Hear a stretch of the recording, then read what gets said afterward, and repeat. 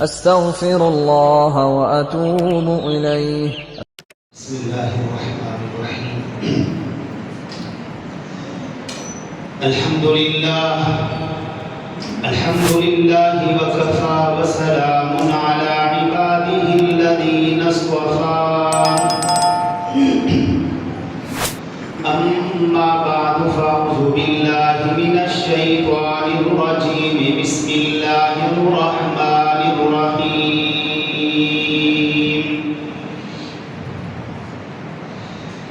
إنما يريد الله ليذهب عنكم الرجس أهل البيت ويطهركم تطهيرا. وقال الله تعالى: لا يستوي منكم من أنفق من قبل الفتح وقاتل، أولئك أعظم درجة من الذين أنفقوا من بعد وقاتلوا، وكلا وعد الله الحسنى. وقال الله تعالى: رضي الله عنهم ورضوا عنه، صدق الله العظيم وصدق رسوله النبي الكريم، ونحن على ذلك من الشاهدين والشاكرين، والحمد لله رب العالمين.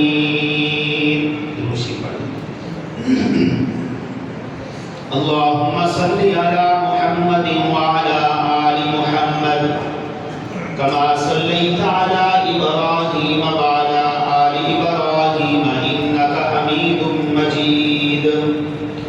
اللهم بارك على محمد وعلى آل محمد كما باركت على إبراهيم وعلى آل إبراهيم إنك حميد مجيد.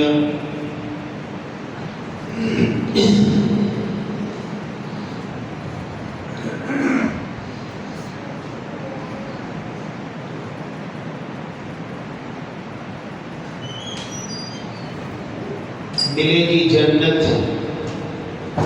پیے گا کوثر، محشر میں اسی کو چین ہوگا. حضور کریں گے محبت اسی سے جس کے دل میں حسین ہوگا. عزیزان محترم و مکرم، یہ محرم الحرام کا مہینہ ہے. 4 مہینے ایسے ہیں جن کو اللہ رب العزت نے شروع سے ہی محترم بنایا ہے. قرآن حکیم میں جو مہینوں کی تعداد ہے وہ 12 ہے. بچوں آرام سے بیٹھ جاؤ. مہینوں کی تعداد 12 ہے. ان 12 مہینوں میں 4 مہینے اللہ کے ہاں روز اول سے، جب سے اللہ نے زمین و آسمان کی تخلیق کی، تو 4 مہینوں کو اللہ نے شروع سے ہی افضل بنایا ہے. یہ بات ذہن میں رکھیے گا. آپ 10واں پارہ سورۃ التوبہ پڑھیں گے تو اس میں اللہ رب العزت نے سال میں جو 12 مہینے ہیں ان کا تذکرہ کیا ہے. منہا اربعۃ حرم، پھر ان 12 میں سے 4 مہینے جو ہیں اللہ نے ان کو محترم بنایا ہے. 3 مہینے اکٹھے ہیں جن میں سے ذوالقعدہ کا مہینہ، اور اس کے بعد ذی الحجہ کا مہینہ، اور اس کے بعد محرم کا مہینہ. یہ 3 مہینے یہ لگاتار ترتیب سے آ رہے ہیں.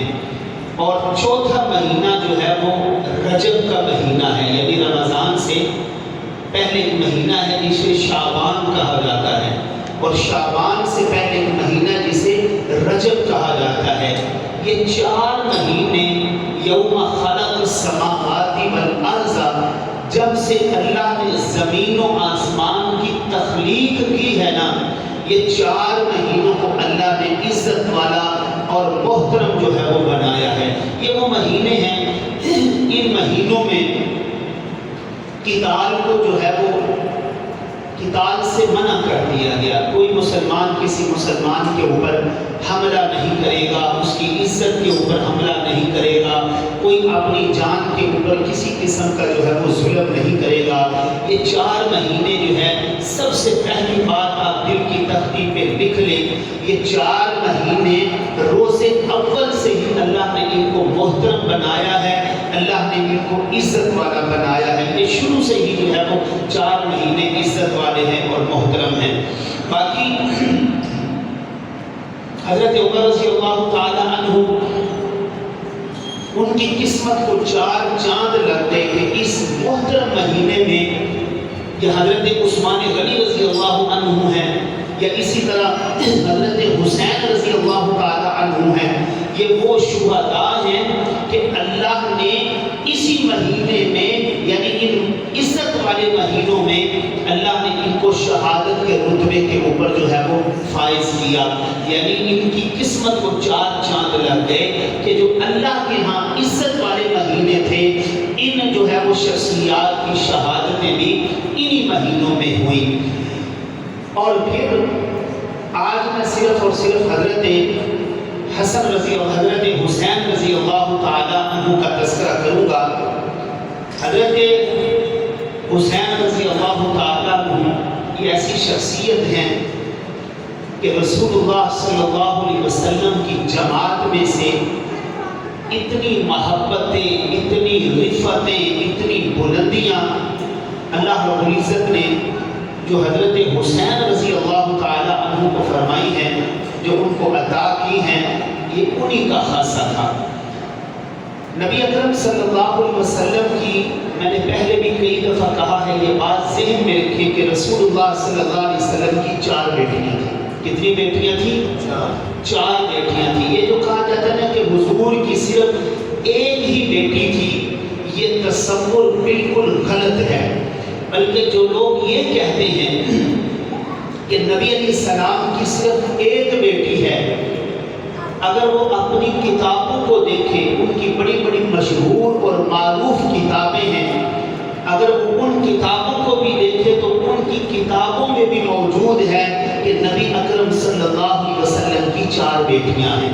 میں نے اس نے بھی کہا تھا کہ 2 بیٹیاں تھی حضرت عثمان غنی رضی اللہ تعالی عنہ کے نکاح میں، اور ایک بیٹی تھی حضرت عمر ابن عاص، جو ہے وہ حضرت عمر ابن عاص کے نکاح میں تھی، اور ایک بیٹی رسول اللہ صلی اللہ علیہ وسلم کی سیدہ فاطمہ جو ہے، یہ حضرت علی رضی اللہ تعالی عنہ کے نکاح میں تھی۔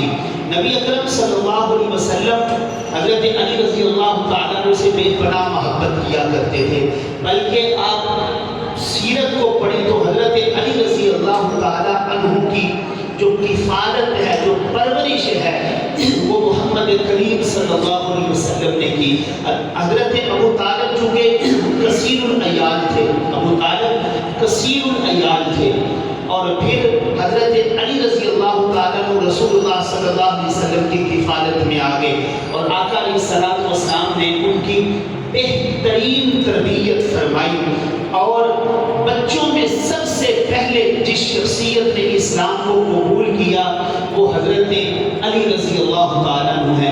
امام ابو حنیفہ رحمہ اللہ تعالیٰ سے کسی نے ان لوگوں کے اسلام کے متعلق پوچھا تو انہوں نے بڑی خوبصورت ترتیب بتائی۔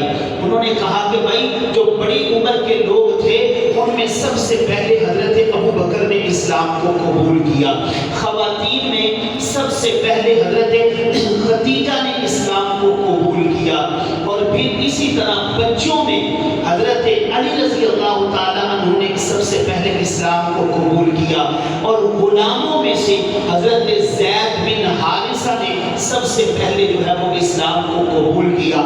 کتنی خوبصورت جو ہے وہ ترتیب بتائی کہ خواتین میں سے حضرت خدیجہ ہیں، اور بڑی عمر والے لوگوں میں سے حضرت صدیق اکبر ہیں، چھوٹی عمر کے میں سے لوگوں میں سے حضرت علی ہیں، اور غلاموں میں سے حضرت زید بن حارثہ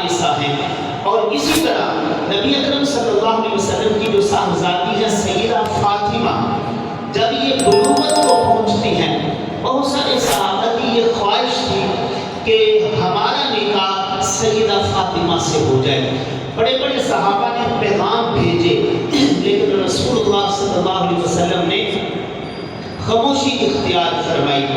جو ہی حضرت علی رضی اللہ تعالی عنہ کا رشتہ آتا ہے، رسول اللہ صلی اللہ علیہ وسلم خوشی کا اظہار کرتے ہوئے اس رشتے کو قبول فرما لیتے ہیں۔ بلکہ رسول اللہ صلی اللہ علیہ وسلم نے تو یہاں تک فرمایا کہ جب سے میں نے اعلان نبوت کیا ہے، میں نے جس عورت سے بھی نکاح کیا ہے وہ اللہ کی مرضی کے ساتھ کیا ہے، اللہ کی مرضی کے بغیر میں نے کسی اور عورت کے ساتھ نکاح نہیں کیا۔ یہی بات حضرت عمر نے کی تھی رضی اللہ تعالی عنہ۔ حضرت عمر نے کہا تھا جب حضرت عائشہ کے اوپر تہمت لگی تھی تو فرمایا کہ حضور علیہ السلام سے کہ حضرت آپ نے تو عائشہ سے نکاح کیا ہے، اپنی مرضی سے کیا ہے یا اللہ کی مرضی سے کیا ہے؟ تو محمد کریم صلی اللہ علیہ وسلم نے فرمایا عمر، میرے پاس جبریل امین آئے تھے، سرخ کپڑے میں عائشہ کی تصویر لے کے آئے تھے، یعنی اللہ کی مرضی کے ساتھ میں نے عائشہ سے جو ہے وہ نکاح کیا۔ تو رسول اللہ صلی اللہ علیہ وسلم کے پاس جب حضرت علی کا رشتہ آتا ہے تو آپ فوراً اس رشتے کو قبول فرما لیتے ہیں۔ معلوم ہوا کہ اس رشتے میں اللہ کی رضا شامل تھی، اللہ کی، چونکہ رسول اللہ صلی اللہ علیہ وسلم نے جن خواتین سے بھی نکاح کیا ہے، جن عورتوں سے نکاح کیا، وہ خدیجہ ہو، وہ عائشہ ہو، وہ جویریہ ہو، وہ زینب ہو، وہ سودا ہو، وہ جتنی بھی یہ ساری ہماری مائیں لگتی ہیں، ان کے ساتھ نکاح ہوا، یہ اللہ رب العزت کی مرضی کے ساتھ رسول اللہ صلی اللہ علیہ وسلم نے نکاح کیا۔ پھر حضرت علی کا جب رشتہ آیا تو رسول اللہ صلی اللہ علیہ وسلم نے خوشی کے ساتھ اس کو قبول فرما لیا۔ اور حضرت علی رضی اللہ تعالیٰ کے متعلق نبی علیہ السلام نے فرمایا لا یحب علی منافق ولا یبغضه مؤمن، فرمایا کہ کوئی منافق حضرت علی سے محبت نہیں کر سکتا، کوئی منافق دنیا میں علی سے محبت کا جام نہیں بھر سکتا، اور فرمایا کوئی مخلص مومن جو ہے وہ حضرت علی سے نفرت نہیں کر سکتا۔ اللہ کی رحمت سے ہم سب حضرت علی رضی اللہ تعالیٰ سے بے پناہ محبت کرتے ہیں۔ اہل بیت سے محبت کرنا یہ ہمارے ایمان کا حصہ ہے، بلکہ ہمارے استاد محترم حضرت علامہ بدیاتی صاحب فرمایا کرتے ہیں کہ ہمارا ایمان جو ہے وہ حضرت حسین کے جوتے کے تسمے کے ساتھ باندھا ہوا ہے، یعنی وہ محبت میں اتنا آگے نکل جاتے ہیں۔ اور یقین جانیے اگر میں اور آپ بھی دیکھیں ہمارا ایمان بھی حضرت حسین کے جوتے کے تسمے کے ساتھ باندھا ہوا ہے۔ یہ وہ لوگ ہیں صحابہ اور اہل بیت، اگر ان کو درمیان سے نکال دیا جائے نہ میں اور نہ آپ اپنا ایمان ثابت نہیں کر سکتے۔ جب میں نے اور آپ نے اپنا ایمان ثابت کرنا ہے تو میرے بھائیوں درمیان میں گواہ، درمیان میں دلیل جو ہے وہ صحابہ اور اہل بیت بنیں گے، کیونکہ میں نے تو آپ نے رسول اللہ صلی اللہ علیہ وسلم کو دیکھا ہی نہیں ہے۔ اس لیے رسول اللہ صلی اللہ علیہ وسلم نے ایک جگہ پہ غدیر خم کے موقع پہ نبی علیہ السلام نے فرمایا تھا، اور نبی علیہ السلام نے فرمایا من کنت مولا فہو علی مولا، فرمایا جس کا میں محبوب اور دوست ہوں یقیناً علی بھی اس کا محبوب اور دوست ہے۔ مولا بمانا محبوب ہے، مولا بمانا دوست ہے، یہ فارسی کا لفظ ہے۔ نبی علیہ السلام نے اس موقع پر یہ فرمایا تھا اور بے شمار فضائل بیان کرتے ہوئے حتیٰ کہ یہاں تک فرمایا انت اخی فی الدنیا والآخرہ، انت اخی فی الدنیا والآخرہ، لوگوں علی میرا دنیا میں بھی بھائی ہے اور آخرت میں بھی بھائی ہے۔ اور میرے نبی نے حضرت علی کے فضائل بیان کرتے ہوئے فرمایا کہ علی تو وہ شخصیت ہے، ہر مسلمان جنت کا شوق رکھتا ہے، فرمایا کہ علی وہ شخصیت ہے کہ جس کا جنت شوق رکھتی ہے۔ اور پھر نبی علیہ السلام نے فرمایا ان الجنت تشتاق الی ثلاثۃ جنت جن کا شوق رکھتی ہے، الحمدللہ بیٹھے ہوئے ہیں، ہر مسلمان کے دل کی حسرت ہے اللہ مجھے جنت نصیب کر دے۔ نبی علیہ السلام کو ہر وقت یہ دعا مانگا کرو۔ نبی علیہ السلام نے فرمایا جب بھی تم میں سے کوئی مسلمان اپنے رب سے سوال کرے تو جنت الفردوس کا سوال کرے، یا اللہ مجھے جنت الفردوس نصیب فرما دینا، جنت الفردوس جو ہے وہ نصیب فرما دینا۔ ہمارے نمازی تھے بابا جی محمد یوسف صاحب، اللہ کو پیارے ہو گئے، اللہ ان کی قبر پہ کروڑا رحمت نازل فرمائے۔ میں نے اس شخص کو دیکھا کہ یہاں پر بیٹھے ہوئے ہمیشہ جب بھی میں نے انہیں دیکھا کہ وہ رسول اللہ رب العزت سے جنت الفردوس کا سوال کرتے تھے، تو میں نے کہا بابا جی ہر وقت جنت الفردوس جنت الفردوس۔ پھر انہوں نے حدیث پڑھ کے سنائی کہ نبی علیہ السلام نے فرمایا کہ بندہ ہر وقت اپنے رب سے جنت الفردوس کا سوال کرتا رہے۔ تو اس لیے میرے بھائیوں یہ جو جنت الفردوس ہے اس کا ہر وقت سوال کرنا چاہیے۔ نبی علیہ السلام نے فرمایا میری امت کے 3 افراد ایسے ہیں کہ جن کا جنت شوق رکھتی ہے کہ یہ لوگ میرے اندر آ جائیں۔ نبی علیہ السلام نے فرمایا ایک میری امت کا وہ فرد ہے جسے علی کہا جاتا ہے، وَقَضَاهُ علی، فرمایا میری امت کا جو قاضی ہے وہ علی ہے، اور فرمایا ایک علی ہے اور دوسرا حضرت عمار ہیں اور تیسرا حضرت سلمان ہیں۔ یہ وہ افراد ہیں کہ جن کا جنت بھی شوق رکھتی ہے کہ یہ لوگ میرے اندر جو ہے وہ داخل ہو جائیں۔ نبی علیہ السلام جس طرح حضرت علی سے بے پناہ محبت کرتے تھے، اسی طرح سیدہ فاطمہ چونکہ یہ چھوٹی تھی، باقی 3 بہنیں بڑی تھیں اور یہ بہنوں میں سے ان کا چوتھا نمبر تھا۔ اور پھر یاد رکھیے گا یہ چاروں بہنیں، بعض لوگ انکار کرتے ہیں، وہ کہتے ہیں کہ سیدہ خدیجہ کے بطن سے صرف ایک ہی بیٹی ہے جس کا نام سیدہ فاطمہ ہے۔ نہ میرے بھائیوں یہ بالکل غلط تصور ہے۔ میرے نبی کی چاروں بیٹیاں سیدہ خدیجہ کے بطن سے ہوئی، اور نبی علیہ السلام کو عموماً آپ دیکھیں گے جو چھوٹی بیٹی ہوتی ہے اس سے بڑی محبت ہوتی ہے، بڑی محبت، یہ ایک فطرتی عمل ہے۔ بیٹیاں جو ہیں وہ زیادہ محبت لے جاتی ہیں، ایک فطرتی عمل ہے۔ رسول اللہ صلی اللہ علیہ وسلم سیدہ فاطمہ سے بے پناہ محبت کیا کرتی تھی۔ ایک دن وہ جا رہی تھی، اما عائشہ رضی اللہ تعالی عنہا نے فرمایا کہ اے بیٹی فاطمہ تو چال چلن میں اپنے پاپا محمد جیسی ہے صلی اللہ علیہ وسلم، یعنی جیسے رسول اللہ صلی اللہ علیہ وسلم چلا کرتے تھے، چال چلن جیسے ان کا تھا ویسے ہی تمہارا ہی چال چلن ہے۔ اور نبی علیہ السلام سے ایک دن پوچھا گیا اللہ کے رسول آپ کو سب سے زیادہ کس سے محبت ہے؟ نبی علیہ السلام نے فرمایا مجھے میری بیٹی فاطمہ سے بہت زیادہ محبت ہے۔ اور پھر آپ نے یہاں تک فرمایا کہ فاطمہ تو بضعۃ منی، لوگوں سن لو یہ فاطمہ میرے جگر کا ٹکڑا ہے، جس نے میری فاطمہ کو تکلیف پہنچائی اس نے میں محمد کو تکلیف پہنچائی۔ یعنی بیٹی کو سر کا تاج قرار دیا گیا۔ آج کسی ہم کے ہاں 1 2 3 بیٹیاں پیدا ہو جائیں، پچھلے دنوں ایک ماں نے اس کی ساس نے اس کو تانا دیا تو تے مر جا، تیسری بیٹی کو جنم دے دی ہے بھائی، جنت ہسپتال لاہور، اس نے کھڑکی کھولی وہاں سے چھلانگ لگا دی اور وہ وہی اللہ کو پیاری۔ تانے نہ دیا کرو، یہ بیٹیاں یہ بیٹے دینا یہ اللہ کا اختیار ہے، یہ کسی مرد یا عورت کے اختیار میں نہیں ہے۔ یہ وہ لوگ بات کرتے ہیں جو قرآن کی روح سے واقف نہیں ہے، جو قرآن کی نص سے واقف نہیں ہے۔ اللہ یہ اگر بری چیز ہوتی بیٹیاں، اللہ اپنے شعیب نبی کو بیٹیاں نہ دیتا، اللہ اپنے شعیب نبی کو کبھی بیٹیاں نہ دیتا۔ حضرت عمران بن معصام جو ہیں جنہوں نے اپنے رب سے بیٹا مانگا تھا، حضرت حنا بنت فاقوزہ جو حضرت مریم کی والدہ ہیں، آپ تیسرا پارہ پڑھیں، وہ کیا کہتی ہے اللہ بیٹے کا سوال کر رہے ہیں، لیکن کیا ہوتا ہے اللہ مریم جیسی خوبصورت بیٹی عطا فرما دے۔ انہوں نے اس کو نہر میں پھینک دیا تھا، انہوں نے خودکشی کر لی تھی۔ حضرت شعیب کے مایوس ہو کے بیٹھتے تھے، رسول اللہ صلی اللہ علیہ وسلم کے بیٹے تو بچپن میں ہی انتقال کرتے تھے۔ یہ چاروں بیٹیاں جوان ہوئی، میرے نبی نے پھر ان کا آگے نکاح بھی کیا، میرے نبی نے تو ان کو بوجھ نہیں سمجھا۔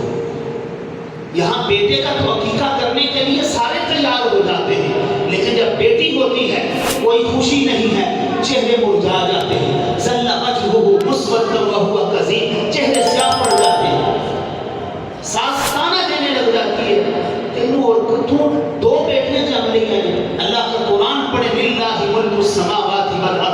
یخلق ما یشاء یہب لمن یشاء اناثا ویہب لمن یشاء الذکور۔ وہ بادشاہ ہے، وہ بیٹیاں دے تو بیٹے دے دے، وہ دونوں ملا کے دے دے، وہ بادشاہ جو ہوا۔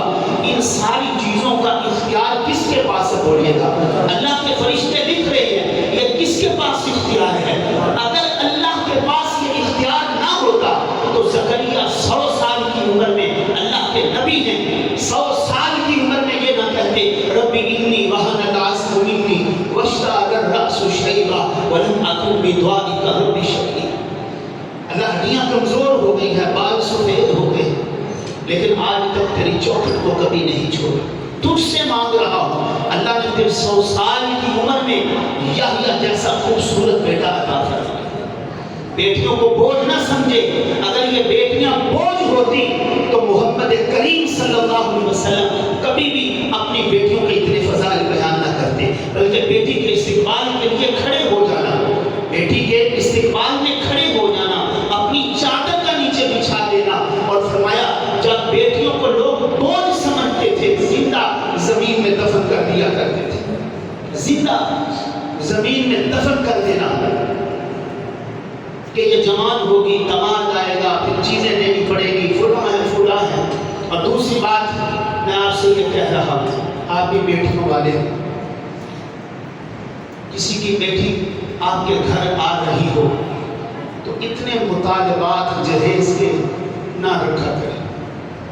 یقین جانیے ایک ایسی لعنت ہے ہمارے معاشرے میں، ماں باپ اپنی خوشی سے ہر باپ اپنی استطاعت کے مطابق کرتا ہے، لیکن ہمارے معاشرے میں جو بیٹی سامان کم لے کے جاتی ہے اسے تانے دے دے کے مار دیا جاتا ہے، اسے تانے دے دے کے کی لے کے نہیں کی تو گلا بڑھیاں کرتی ہے، اور پھر ہم کلمہ دعویٰ کرتے ہیں کہ بھی میں مسلمان ہوں، میں لا الہ الا اللہ محمد رسول اللہ۔ کتنے المیہ ہیں ہمارے معاشرے میں، اس لیے تو ہم ذلیل ہو گئے ہیں، اس لیے تو قرآن ہونے کے باوجود، توحید ہونے کے باوجود، سنت ہونے کے باوجود مسلمان پستی کی طرف جا رہا ہے، ذلت رسوائی کی زندگی ہم بسر کر رہے ہیں۔ اس کی وجہ کیا ہے کہ ہم نے دین کو اپنی مرضی کا بنا دیا ہے۔ یا حق مین کے اوپر جب باری آتی ہے تو ہم کیا کہتے ہیں جی وہ نہیں میں فاطمی لکھا، وہ سب کو یاد ہے، وہ سب کو یاد ہے کہ میں نے یہاں پہ 3000 بس دینا ہے، یعنی وہ وہاں پہ حضرت فاطمہ وہ یاد ہے، کبھی آپ اس کا حساب لگائیں وہ آج کے حساب سے 5000 بنتا ہے، کبھی حساب لگانا یا وقت نکال کے آنا، میں آپ کو بتاؤں گا کہ کتنا بنتا ہے۔ بیٹیوں کو تانے دینا، آپ کی بیٹی جب کسی کے گھر میں جائے گی تو وہاں جب اس کو تکلیف ہوگی تو آپ کیسے تڑپیں گے، کیسے آپ بے قرار ہو جائیں گے؟ جو آپ لے کے آئیں گے وہ بھی تو کسی کی بیٹی ہے۔ تو ان مطالبات کو چھوڑ دیں، یقین جانیے ہم سب نے مل کے زنا کے دروازے کھولے تھے، نکاح کو مشکل کر دیا گیا، زنا کو آسان کر دیا گیا۔ لوگ گھروں میں بیٹھے، ان کے پاس بیٹیوں کو رخصت کرنے کے لیے پیسہ نہیں، سامان نہیں ہے، تو پھر اللہ معاف فرمائے، بس اللہ ہم سب کے حال کے اوپر رحم فرما دے۔ 300 لوگوں کی بارات بیٹی کے گھر لے کے جانا، یہ کون سا دین ہے یار؟ آپ کسی بیٹی بارات لے کے 300 افراد لے کے جا رہے ہیں، 300 افراد بیٹی کو لینے کے لیے 300 افراد جا رہے ہیں، اس باپ کے گلے میں کیا رہے گا؟ پھر کیا کہتے ہیں بھائی ساری ناک نہیں بچنی، وہ بھی ناراض ہو جائے گا یا وہ بھی ناراض ہو جائے گا۔ 300 افراد کو لے کے جا رہے ہیں، پھر وہاں پہ ہم جو حملہ کرتے ہیں، جو کھانا ضائع کرتے ہیں، بس اللہ ہم سب کے حال کے اوپر ہم فرمائے۔ نبی علیہ السلام نے فرمایا کہ لوگوں یہ فاطمہ میرے جگر کا ٹکڑا ہے۔ نبی اکرم صلی اللہ علیہ وسلم نے حضرت علی رضی اللہ تعالیٰ عنہ سے کہا کہ اے علی حق مہر کا انتظام کر لے، میں اپنی چہیتی بیٹی سیدہ فاطمہ کا تیرے ساتھ نکاح کرنا چاہتا ہوں۔ حضرت علی کے پاس پیسے نہیں تھے، حضرت علی جنگجو تھے، اپنی زرہ لے کے باہر فروخت کرنے کے لیے چلے گئے۔ حضرت عثمان ابن عفان بھی پیچھے چلے گئے۔ حضرت عثمان ابن عفان نے وہ جو قیمت لگی تھی بازار میں وہ زرہ حضرت عثمان سے خرید لی، اور پھر حضرت عثمان نے وہ زرہ تحفے میں ان کو دے دی، کہا کہ اے علی جتنی دیر تک تو جہاد کرتا رہے گا، اس تلوار کے ساتھ لڑتا رہے گا، میں عثمان کو اس کا ثواب ملتا رہے گا۔ پھر تعاون کیا، پھر تعاون کر کے ایک نہیں کیا ساری زندگی علی میں نے تیرے نال ایک کیا۔ یہ ہمارے لیے یہ چیزیں وہ ہیں جو مشعل راہ ہیں کہ علی میں تے تینوں ہاتھ میں بھی دیتا ہے، میں تے تیری زرہ بھی خریدی سی، میں تے تینوں تحفہ بھی دیتا سی، میں تے شادی تے تینوں انہیں پیسے بھی دیتے سی، دیکھ اس کے بدلے کی امید اپنے رب کے اوپر رکھ لی کہ اے علی جب تک تو لڑتا رہے گا اللہ میں عثمان کو اس کا ثواب دیتا ہے۔ معلوم ہوا کہ جب بندہ کسی کو کسی ضرورت مند کی ضرورت کو پورا کر دیتا ہے اور نیت یہ رکھتا ہے، جیسا میں کل مغرب کی نماز میں درس حدیث میں کہہ رہا تھا کہ مرنے کے بعد بندے کے اعمال ختم ہو جاتے ہیں، اذا مات الانسان انقطع اعماله، انسان کے اعمال ختم ہو جاتے ہیں، نیک اولاد اس کے لیے صدقہ جاریہ ہے، نیک اولاد نماز پڑھے گی اس کے والدین کے درجے بلند ہو جائیں گے، نیک اولاد دنیا میں نیک کام کرے گی اس کے والدین کے درجے بلند ہو جائیں گے، اور یا کوئی ایسا صدقہ جاریہ وہ کر کے گیا کہ لوگ اس سے فائدہ اٹھاتے رہے، اس کے ذریعے اللہ اس کی قبر کو روشن کر دیں گے، یا کوئی ایسا علم اللہ نے اس کو پیسہ دیا تھا، مسجد پہ لگا دیا، مدرسے پہ لگا دیا، کسی رفائی ادارے پہ لگا دیا، کسی ضرورت مند کی ضرورت کو پورا کر دیا، اب اللہ اس کے ذریعے اس کے درجات کو بلند فرما دیں گے، اللہ اس کے ذریعے اس کی قبر کو روشن فرما دیں گے۔ بعض دفعہ آپ دیکھیں یہ دینی ادارے ہوتے ہیں، ضرورت مند طلباء ہوتے ہیں، اس کو قرآن لے کے دے دے، اس کو حدیث لے کے دے دے، اسے پوچھے یار میں آپ کو یہ کتاب لے کے دیتا ہوں آپ اس کو پڑھیں۔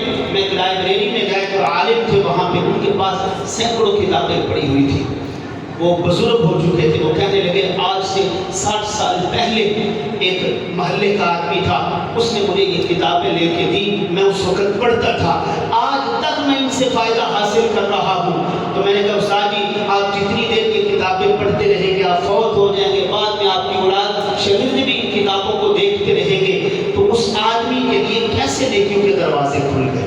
تو ایسا کام جو ہے وہ کیا جائے۔ تو نبی علیہ السلام نے حضرت فاطمہ کا نکاح جو ہے وہ حضرت علی سے کیا، پھر سب سے پہلے حضرت فاطمہ کے ہاں جس کی پیدائش ہوئی وہ حضرت حسن تھے، حضرت حسن رضی اللہ تعالیٰ عنہ۔ نبی علیہ السلام کو اس چیز کی خبر دی گئی کہ آپ کی بیٹی سیدہ فاطمہ کے ہاں ایک بیٹا پیدا ہوا ہے۔ حضرت علی نے اس کا نام حرب رکھا تھا، چونکہ حرب کا معنی ہوتا ہے جنگ، حضرت علی خود جنگجو تھے، ایسا نام رکھا۔ نبی علیہ السلام گھر پہنچتے ہیں، حضرت حسن کو اٹھاتے ہیں، حضرت حسن کا ماتھا چومتے ہیں، پھر نبی علیہ السلام اپنا لعاب جو ہے حضرت حسن کے منہ میں ڈالتے ہیں۔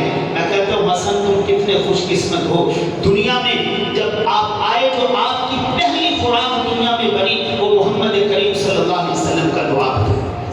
یہ حضرت حسن جو ہیں یہ حضرت حسین سے 1 سال بڑے تھے۔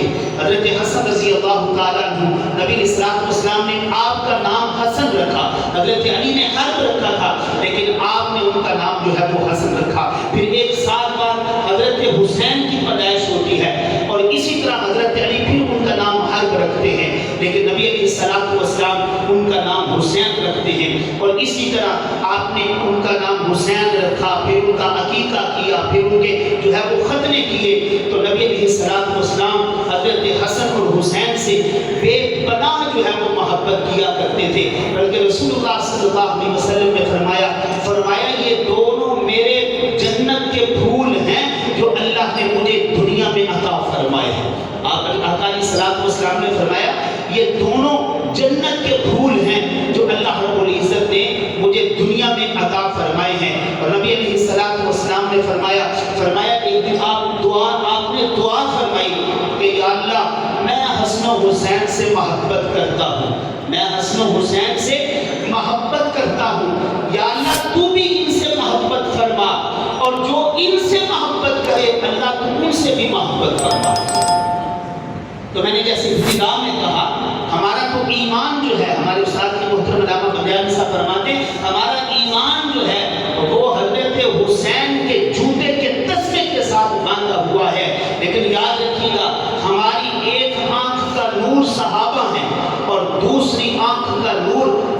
بیت ہیں، جیسے قرآن حکیم کی میں نے آیت آپ کے سامنے پڑھی، لا یستوی منکم من انفق من قبل الفتح وقاتل. یاد رکھیے گا حضرت حسن اور حسین اور اہل بیت کی محبت ہرگز اس بات کا درس نہیں دیتی کہ میں حضرت حسن سے محبت کروں، حضرت حسین سے محبت کروں، حضرت علی سے محبت کا دامن بھروں. لیکن جہاں پہ دوسرے صحابہ کی بات آئے وہاں میں اس چیز کا انکار کر دوں، میں حضرت ابو بکر کو نعوذ باللہ ظالم کہوں، میں حضرت عمر کو نعوذ باللہ برا بلا کہوں، میں حضرت معاویہ کی صحابیت کا انکار کر دوں، یہ محبت حسین نہیں ہے میرے بھائیوں. یہ محبت یا حضرت عثمان غنی رضی اللہ تعالیٰ عنہ کی صحابیت کا انکار کر دوں. میں نے حضرت عثمان کے فضائل پہ جمعہ پڑھاتے ہوئے کہا تھا، حضرت جب باغیوں نے حضرت عثمان کے گھر کا محاصرہ کر لیا تھا، آپ اپنے بچوں کو دشمنوں کے گھر بھیجتے ہیں یا دوستوں کے گھر بھیجتے ہیں؟ بولیے گا، دشمنوں کے یا دوستوں کے گھر؟ دوستوں کے گھر. حضرت علی نے فرمایا تھا، فرمایا کہ دونوں شہزادوں جاؤ، تمہارا چچا عثمان جو ہے وہ پریشانی میں ہے. کئی دن تک حضرت حسن اور حسین وہاں دروازے پہ کھڑے ہو کے پہرا دیتے رہے، بلکہ مشکیزہ پانی کا بھی لے کے گئے. 40 دن حضرت عثمان کا پانی بند رہا، لیکن وہ مشکیزہ لے کے گئے، باغیوں نے وہاں تک پہنچنے ہی نہیں. ایک دن دونوں شہزادوں کو حضرت ابو بکر رضی اللہ تعالی عنہ نے دیکھا اور پھر ان سے اتنی محبت کی حضرت حسین کو بلکہ آپ نے کندھوں پہ اٹھا لیا. حضرت ابو بکر رضی اللہ تعالیٰ نے ان کو اٹھا لیا اور ان سے جو ہے وہ محبت کا اظہار کیا.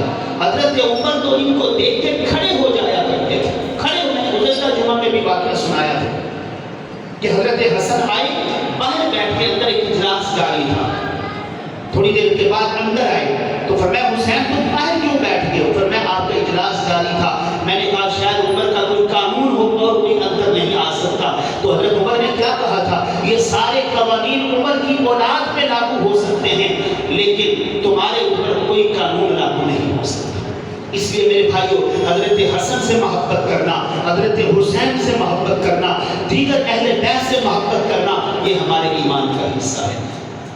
تو میرے بھائیوں، لیکن یہ نہ ہو کہ ان کی محبت میں ہم کسی اور صحابی کو گالی دینے لگ جائیں، حضرت معاویہ کو گالی دینے لگ جائیں، حضرت ابو بکر کے متعلق کہیں نعوذ باللہ انہوں نے دھکے مار کے سیدہ فاطمہ کو گھر سے نکال دیا. جو حضرت حسن حسین کے استقبال میں کھڑے ہو جائیں، ان کے استقبال اپنا مسلح ان کے لیے چھوڑ دیں، اپنی جگہ پہ ان کو بٹھا دیں، بیت المال سے ان کا وظیفہ جاری کر دیں.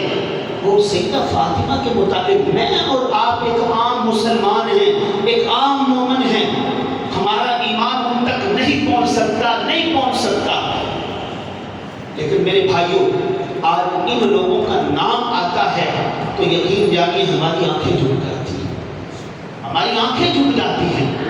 ہم دعوے سے کہہ رہے ہیں کہ ہم حضرت حسن حسین اور دیگر اہل بیت سے محبت کرنا اپنے ایمان کا حصہ سمجھتے ہیں، لیکن وہ لوگ جنہوں نے محمد کریم صلی اللہ علیہ وسلم کو دیکھا اور محمد کریم صلی اللہ علیہ وسلم کی زبان مبارک سے سیدہ فاطمہ کے فضائل سنے گے، جو میں نے ابھی آپ نے کیا فرمایا تھا، جس نے میری بیٹی فاطمہ کو تکلیف پہنچائی اس نے مجھے تکلیف پہنچائی. کیا حضرت ابو بکر نے یہ فرمان نہیں سنا تھا؟ کیا حضرت ابو بکر نے یہ باغ صدق کا مسئلہ جو اٹھایا جاتا ہے، حضرت ابو بکر کو نعوذ باللہ میری زبان اجازت نہیں دیتی کہ میں وہ الفاظ آپ لوگوں کے سامنے بیان کروں، لیکن یاد رکھیے گا قرآن حکیم کو میں نے اور آپ نے دیکھنا ہے. میرے بھائیو یاد رکھیے گا، آخری بات کر رہا ہوں، کبھی بھی صحابہ جو ہے نا، صحابہ ان کے معاملہ میں ہمیشہ شہد کی مکھی بننا، ہمیشہ شہد کی مکھی کہاں بیٹھتی ہے؟ وہ پھولوں پہ بیٹھتی ہے، وہ پھلوں پہ بیٹھتی ہے، اور گندی مکھی ہمیشہ گند پہ بیٹھتی ہے. تو یاد رکھیے گا صحابہ کو جب بھی تلاش کرنا ہے، تاریخ کے اوراق میں کبھی نہ تلاش کرنا، صحابہ کو جب بھی تم نے تلاش کرنا ہے شہد کی مکھی بن کے قرآن کے پاروں میں تلاش کرو گے تو پھر تمہیں رسول اللہ صلی اللہ علیہ وسلم کے صحابہ ممتاز نظر آئیں گے. ایسے تو نہیں نا میرے نبی نے کہہ دیا تھا، ایک صحابی کو میرے نبی نے کہا تھا، ساری دنیا یہ کہہ رہی ہے رسول اللہ صلی اللہ اللہ علیہ وسلم سے کہ میرے ماں باپ آپ کے اوپر قربان ہو جائیں.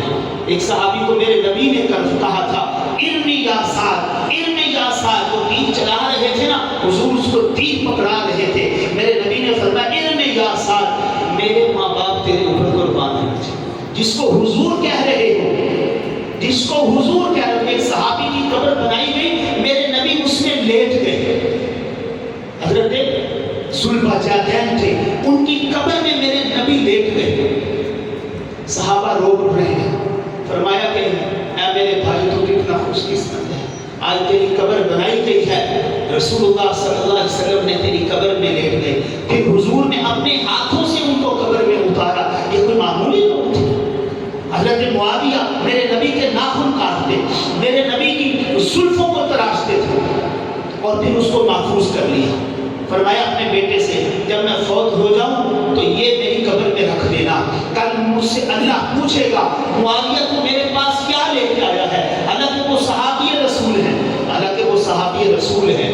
میرے نبی نے ان کو جنت کی بشارت بھی دی ہے. فرمایا مجھ سے میرا رب پوچھے گا اے معاویہ تو کیا لے کے آیا ہے، تو میں کہوں گا یا اللہ میرے پاس اور تو کچھ نہیں، یہ میں تیرے نبی کی نشانیاں تیرے پاس لے کے. اللہ رب العزت ہمیں صحابہ کی سچی محبت نصیب فرمائے. حضرت حسن اور حسین اللہ رب العزت ان کی سچی محبت نصیب فرمائے. ان کے نقش قدم پہ اللہ چلنے کی توفیق نصیب فرمائے. ان لوگوں کی محبت کے بغیر ایمان مکمل نہیں ہو سکتا، نہیں ہو سکتا. میں اور آپ اپنے ایمان کو ثابت کریں گے تو گواہ ان صحابہ اور اہل بیت کو بنانا پڑے گا. اللہ عمل کی توفیق نصیب فرمائے. وما علینا الا البلاغ المبین.